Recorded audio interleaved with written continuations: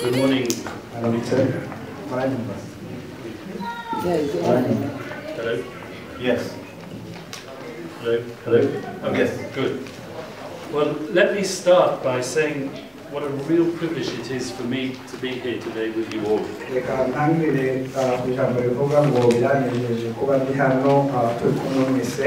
To share with you your grief, your memories of your dearly loved ones who were so brutally massacred 10 years ago. Now, I'm an Israeli, but first and foremost, I'm Jewish. And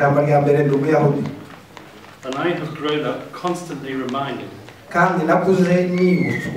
of how evil man can be to his fellow man.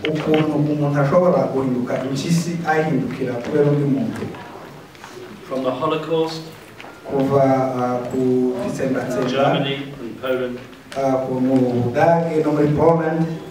to Darfur,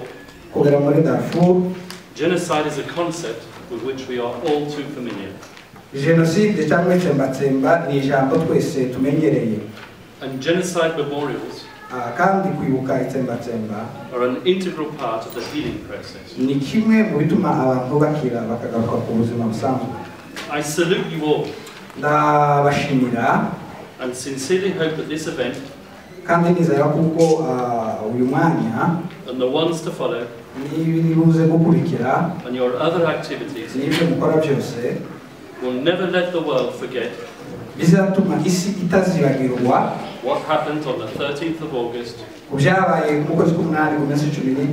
2004. I've been in contact with your friends Olivier Mandevu, Justin, and Jean-Paul for at least 4 years now, since 2010. When we first started talking about your rights and how we could protect your rights in front of international tribunals. Of course, the one that springs to mind the most is the International Criminal Court.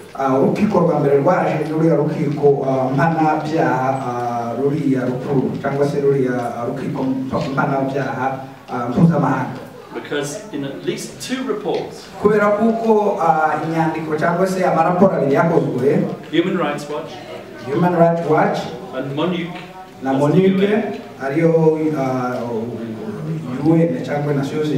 these 2 international bodies recommended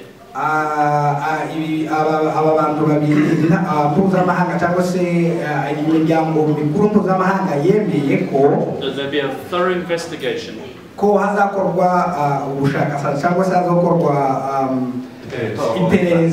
of what happened at Gatumba by the ICC.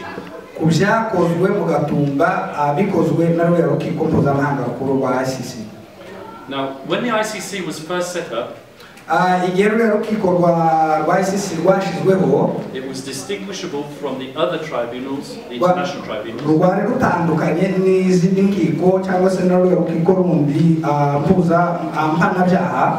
for Rwanda and for Yugoslavia, with respect to one very important thing: the role of the victims. This is the first time that an international tribunal gave victims a real voice before the court.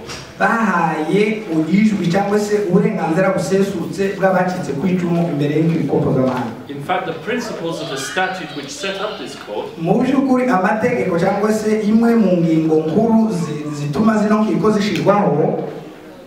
stated specifically that a voice would be given to the victims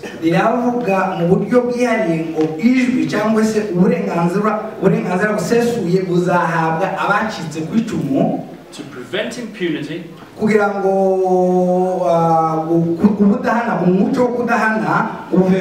and to ensure an accurate historical record. No kugira ngo habeho amateka meza cyangwa se amateka aboneye. 50% of the work you are already doing. Amapurusa cyangwa se ipurusa 50 nivyo mumaze gukora.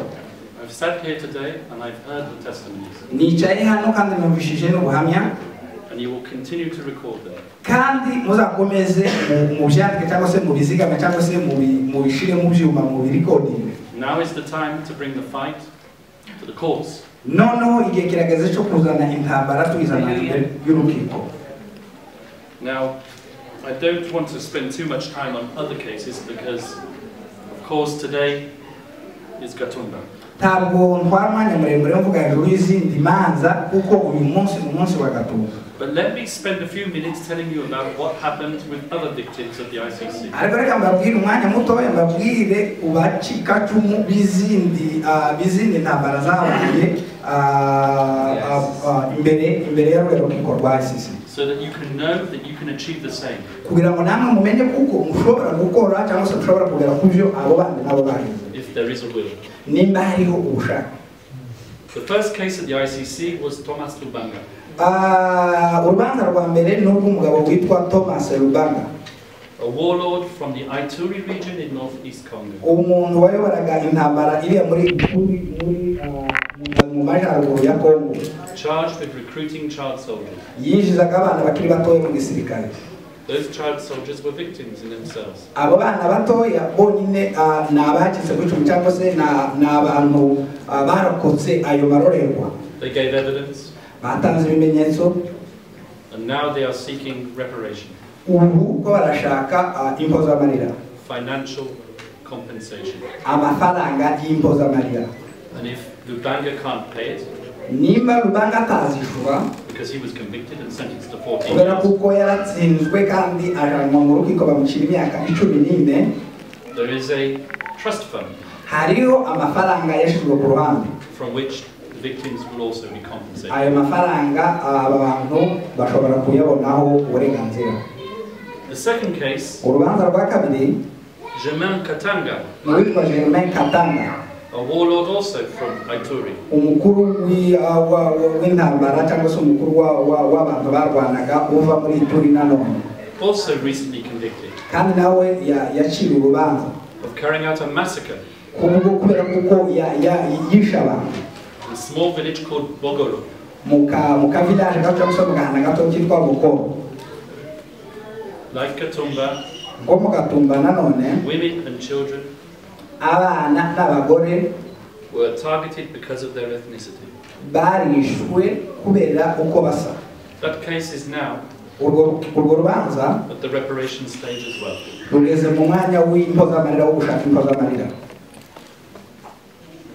Perhaps the most striking example of victim participation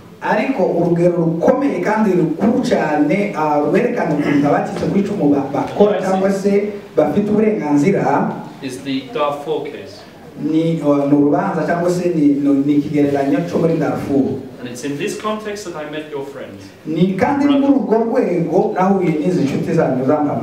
Because I represented 4 kubera kuko nahagarariye mu mategeko nahagarariye abantu 84 bacitse kuri cumu of the atrocities committed by the Janjaweed kubera ubwicanyi bwakozwe n'abitwa abajanjaweed and the president himself Omar al-Bashir na president bwiwe Omar al-Bashir of Sudan. wo muri Sudan. This was the first time that an arrest warrant nibwo bwa mbere inyandiko yo gufunga issued against an incumbent head of state. Yatanzwe gitangwa kugira ngo bafunge umukuru uhagarariye igihugu. But what many people don't know is the role that these 4 victims had in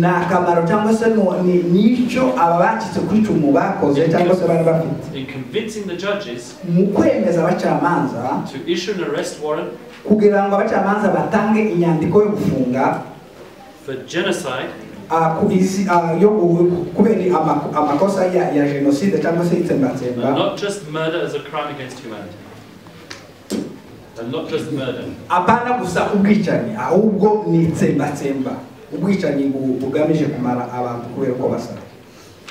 They wanted to set the historical record straight. To leave a clear message that their wives who had been raped and their children thrown into the fire were not just killed because of who they were, but were killed with the specific intent that no trace of their community would be left on the face of the earth.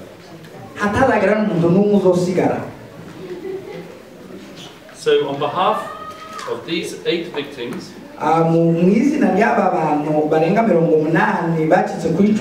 we made detailed submissions to the court, and as I said, succeeded in convincing the judges to issue an arrest warrant for genocide.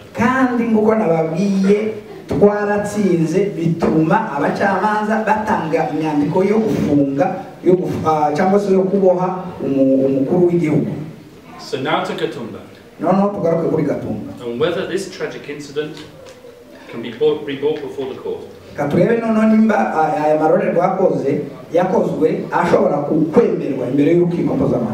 As a rule, there are 3 ways in which the court starts or is seized of a situation.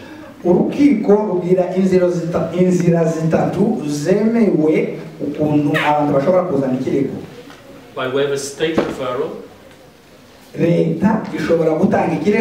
a private communication,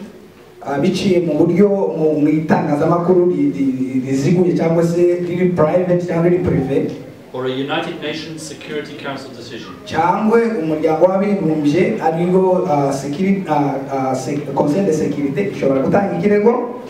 Now the UN is really irrelevant as far as we're concerned.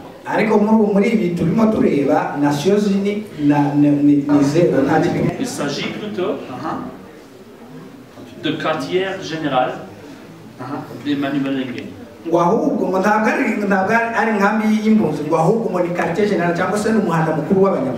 Nous avons trouvé English.